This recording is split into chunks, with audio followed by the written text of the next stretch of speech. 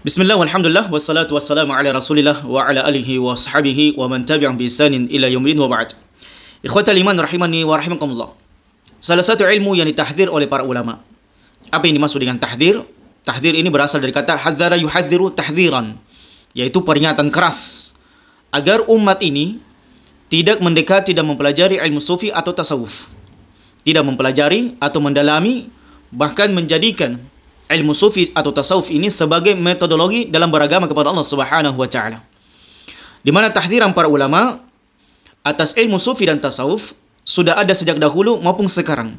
Jadi para ulama-ulama terdahulu, di antaranya Imam Malik, Imam Syafi'i, bahkan Syekh Shalih Al-Fauzan, Syekh bin Baz, Syekh Albani, Syekh Al-Utsaimin, begitu pula ulama-ulama yang lainnya, ulama Ahlussunnah wal Jamaah, mereka senantiasa menyampaikan kepada umat agar tidak mempelajari ilmu sufi atau metodologi beragama tasawuf dalam beragama kepada Allah Subhanahu wa taala.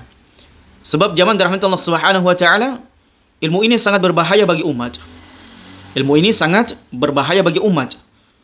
Karena ilmu tersebut tidak pernah diajarkan oleh Nabi alaihi salatu wasallam. Tidak pernah diajarkan oleh Nabi alaihi salatu wasallam, dan juga tidak ada salah seorang pun di antara para sahabat ridwanullah jami'an yang mempelajari ilmu tersebut. Jadi tidak ada satupun di antara para sahabat ridwanullah jami'an yang mempelajari ilmu tersebut. Bahkan tidak pula generasi tabi'in atau di generasi para tabi'ut tabi'in, dan tidak pula pernah dinukilkan oleh para ulama yang lainnya bahwasanya ada di antara imam empat mazhab yang terkenal, Abu Hanifah, Imam Malik, Imam Syafi'i dan Imam Ahmad, kemudian sampai di telinga kita mereka merekomendasi untuk mempelajari ilmu sufi. Jadi tidak ada satupun nukilan yang sampai kepada kita, para imam mazhab itu kemudian memberikan rekomendasi kepada umat ini untuk mempelajari ilmu sufi. Bahkan zaman rahmatullah Subhanahu wa taala telah sampai kepada kita nukilan bagaimana peringatan keras para imam-imam ahli sunnah wal jamaah, para imatul arba'ah, memperingati umat ini akan bahaya ilmu sufi dan hendaknya menjauhi ilmu tasawuf tersebut. Qala al-Musayyib, berkata al-Musayyibi, kunna 'inda Malik wa ashabihi hawla. Kunna 'inda Malik wa ashabihi hawla. Suatu ketika kami berada di sisi Imam Malik dan para sahabatnya. Faqala rajulun min ahli Nusayyibin. Maka tiba-tiba ada seseorang yang berkata, yaitu orang ini berasal dari ahli Nusayyibin. Ya Aba Abdullah, wahai Aba Abdullah, yaitu Imam Malik. Indana qaumun yuqal lahum sufiyah. Kami ini ada sekelompok manusia yang diberi gelar dengan sufiyah atau yang bermanhaj sufi. Ya'kuluna kathiran, thumma ya'khuduna fil qasa'id. Mereka ini banyak makan, dan ketika ini mereka banyak makan, mereka pun banyak bersenandung-senandung, banyak menyampaikan syair-syair. Thumma yaqumun fayarqusun. Kemudian beberapa saat mereka berzikir, ya, ketika mereka sudah beberapa lama berzikir, mereka pun kemudian berdiri, fayarqusun, kemudian menari-nari. Ya. Adapun sufi yang kita hari ini dapatkan, mereka kadang ini berdiri, berzikir kepada Allah Subhanahu wa taala, kemudian mereka maju mundur. Itu yarkusun.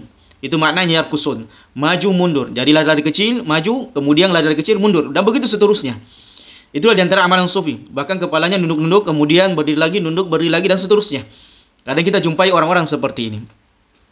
Faqala Malik, maka Imam Malik kemudian berkata kepada ahli Nusayyibin ini, asbyanuhum, apakah mereka ini anak-anak kecil yang melakukan hal demikian?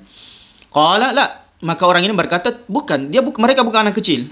Qala ama janin, maka Imam Malik kembali menegaskan, apakah ini orang gila? Mereka ini orang gila yang berbuat demikian? Qala la qaum masyayikh. Tidak, wahai Imam Malik, wahai Imam, mereka ini adalah orang-orang tua, orang-orang masyayikh. Qala Malik, maka Imam Malik kemudian berkata kepada orang tersebut, ma sami'tu anna ahada min ahli Islam yaf'alu hadha. Maka Imam Malik kemudian menegaskan kepada orang itu, masami'tu anna ahadan, saya tidak pernah mendengar salah seorang di antara ahli Islam, yaitu para sahabat ridwanullah jami'an, sebelum Imam Malik, yaitu para tabi'in, para tabi'ut tabi'in, para tabi'in dan para sahabat, yaf'alu hadha, mereka melakukan hal seperti ini ketika berzikir kepada Allah Subhanahu wa taala.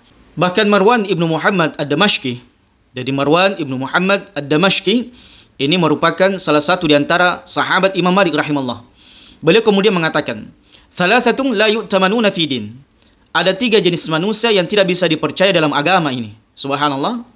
Ini adalah merupakan tahdziran keras, peringatan keras bagi umat ini untuk tidak mempelajari sufi, tidak mengambil ilmu dari orang sufi, apatah lagi berteman dengan orang sufi. Beliau kemudian mengatakan, "Thalathatun la yu'tamanuna fi dinin." Ada 3 jenis manusia yang tidak bisa dipercaya dalam agama ini. Yang pertama adalah sufi, orang yang beragama secara sufi atau tasawuf. Kemudian yang kedua adalah qasas. Qasas ini adalah tukang cerita, tukang dongeng, tukang bual, yang selalu menceritakan sesuatu yang tidak ada data dan faktanya. Itu adalah orang-orang qasas. Kemudian yang ketiga adalah mubtadi' yaruddu ala ahlil ahwa. Para pelaku bid'ah yang senantiasa membantah para ahlul ahwa. Jadi ahlul bid'ah yang senantiasa membantah ahlul ahwa. Ahlul hawa adalah orang yang mengikuti hawa nafsu. Bahkan dinukilkan juga peringatan keras dari Imam Syafi'i. Berkata Yunus ibn Abdul A'la, "Sami'tu Syafi'i yaqul, law anna rajulan tasawwafa awwal an-nahar lam ya'ti alaihi dhuhr illa wajadtahu ahmak." Subhanallah. Perhatikan jemaah rahmatullah. Law anna rajulan, andaikan ada seseorang tasawwafa awwal an-nahar, dia ini mempelajari ilmu tasawuf di pagi hari, di awal pagi.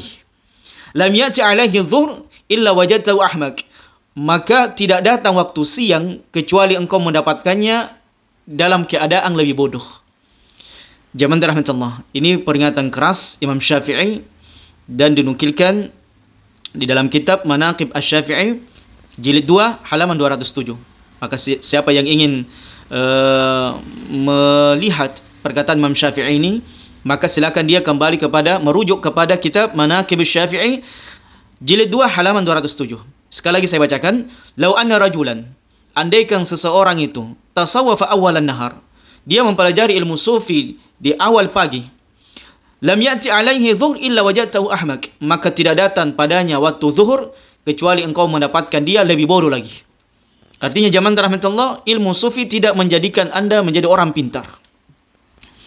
Bahkan jemaah rahmatullah subhanahu wa ta'ala, ilmu sufi semakin membuat Anda bodoh. Bukan saya mengatakan, tapi Imam Syafi'i rahimallahu anhu rahmatan wasi'ah wa ghafarallahu limanni wa karami.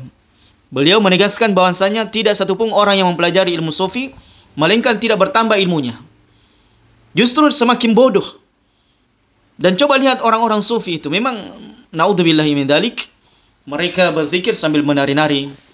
Bahkan dalam zikirnya dia mengatakan hu, yang tadinya Allah, yang tadinya mungkin masih sempurna, la ilaha illallah, sampai kemudian Allah, sampai kemudian yang terakhir tinggal hu, dan seterusnya. Sambil menundukkan kepala, menari-nari, yarqusun, berlari kecil maju, kemudian berlari kecil mundur. Itu disebut dengan yarqusun. Dan kemudian juga diriwayatkan Al-Baihaqi dalam Manaqib Asy-Syafi'i, dalam masih kitab yang sama, dikatakan Imam Syafi'i berkata, "Ma lazima ahadu sufiyya 40 yawman fa'ada akluhu ilaihi abada." Coba perhatikan jemaah rahmatullah. Ma lazima ahadu sufiyya. Tidak seorang pun di antara manusia itu, tidak ada satupun di antara manusia, lazima ahada sufiyya, mereka ini berjalan bersama dengan orang-orang sufi. 40 yawman, selama 40 hari. Fa'ada akluhu ilaihi abada. Sehingga akal sehatnya itu tidak pernah kembali lagi. Ini jemaah rahmatullah subhanahu wa ta'ala. Sangat keras sekali perkataan Imam Syafi'i memperingatkan umat untuk tidak mempelajari ilmu sufi atau mempelajari tasawuf. Karena kadang membuat orang pusing, bingung. Dan coba perhatikan jemaah rahmatullah. Banyak di antara saudara kita yang mungkin mantan orang-orang yang pernah mempelajari ilmu sufi atau tasawuf, mereka mungkin hampir gila. Ya, mungkin hampir tidak sampai kembali akal sehatnya. Dia semakin bodoh. Dia semakin ragu dengan agama yang dia jalani. Inilah mengapa kemudian para ulama kita, apakah ulama al-mutaqaddimin atau mutaakhirin, mereka semuanya sangat memperingatkan keras umat ini untuk tidak mempelajari ilmu sufi, karena tidak membuat pintar. Ilmu sufi itu tidak membuat pintar, jamaah rahmatullah, tapi semakin membuat orang bodoh. Ini fakta, data. Maka coba perhatikan orang-orang yang mempelajari ilmu tasawuf, ilmu-ilmu kebatinan, ilmu-ilmu tarekat. Ya kadang mereka mengatakan tidak usah sholat, sudah sempurna. Saya ini sudah sempurna, tidak butuh lagi sholat. Saya kalau istilahnya mau sholat Jumat itu saya di Masjidil Haram. Saya bisa sholat di Masjidil Haram atau Masjid Nabawi. Na'udzubillahi min dzalik. Sampai kemudian mereka ke tahapan kehilangan akal sehatnya. Dan juga dikatakan, masih dinukilkan dari Imam Syafi'i, Beliau Imam Syafi'i kemudian mengatakan, sahibtu sufiyah, saya pernah berjalan dengan orang-orang sufi. Faman tafa'atu minhum illa bi kalimataini, dan saya tidak mendapatkan sedikit pun ilmu dari mereka, faedah dari mereka, kecuali dua kata saja, dua kalimat saja. Sami'tuhum yaqulun. Aku mendengar mereka berkata, al-waqtu saif, waktu itu seperti pedang. Waktu itu seperti pedang. Tajamnya waktu mengiris, menebas waktu manusia itu seperti pedang. Fa in qata'tahu wa illa qata'ak. Maka kalau engkau memanfaatkan waktu tersebut, maka engkau telah mengiris pedang tersebut, mematahkan pedang tersebut. Wa illa qata'ak. Namun engkau apabila tidak memanfaatkan waktu tersebut, maka waktu itu yang seolah-olah pedang akan menebasmu atau membuat engkau merugi nanti pada hari kiamat. Kemudian yang kedua, perkataan orang-orang sufi, wa nafsuka illam tashgalha bil haqq wa illa syagalatka bil batil. Adapun jiwamu, apabila engkau tidak gunakan dia, tidak manfaatkan jiwamu ini kepada perkara yang benar, maka dia akan menyebut kamu dalam perkara yang batil. Maka dua saja kata Imam Syafi'i, dari selama dia menemani orang sufi, maka Imam Syafi'i tidak mendapatkan sedikit pun ilmu dan faedah kecuali dua kalimat ini saja. Begitu pula dengan perkataan Imam Ahmad rahimallahu anhu rahmatan wasi'ah, wa ghafarallahu man wa karami, dengan tegas mentahdzir orang-orang sufi.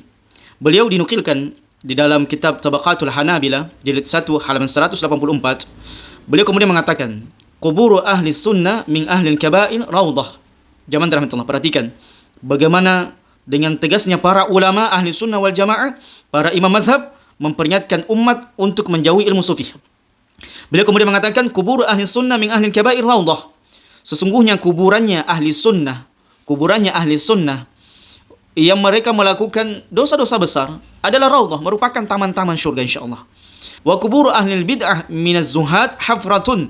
Adapun kuburannya ahlul bid'ah yang dari orang-orang sufi adalah merupakan hafrah, lubang dari lubang-lubang neraka Allah Subhanahu wa taala. Lubang dari lubang-lubang neraka Allah Subhanahu wa taala. Fusaku ahli sunnah awliya Allah. Adapun orang-orang rusaknya ahli sunnah, mereka mungkin banyak melakukan maksiat dan dosa, maka mereka adalah awliya Allah, wali-wali Allah Subhanahu wa taala. Coba perhatikan jamaah rahmatullah, bagaimana tegasnya Imam Ahmad rahimahullah dalam menyebutkan keadaan orang-orang sufi. Fusaku ahli sunnah awliya Allah. Adapun orang-orang rusaknya, mungkin orang fajirnya ahli sunnah, ya walaupun dia mungkin fajir tapi dia masih ahli sunnah, maka dia adalah wali Allah Subhanahu wa taala. Wa amma ahlul bid'ah, maka adapun ahlul bid'ah di antaranya adalah ahli sufi atau ahli tasawuf, maka mereka adalah a'da'ullah. Mereka ini pada hakikatnya musuh-musuh Allah Subhanahu wa taala, walaupun mungkin nampaknya mereka ini adalah orang-orang yang berbuat kebaikan. Maka demikianlah zaman rahmatullah Subhanahu wa taala, sedikit nukilan dari imam-imam kita, para ulama kita berkaitan dengan ilmu sufi atau ilmu tasawuf.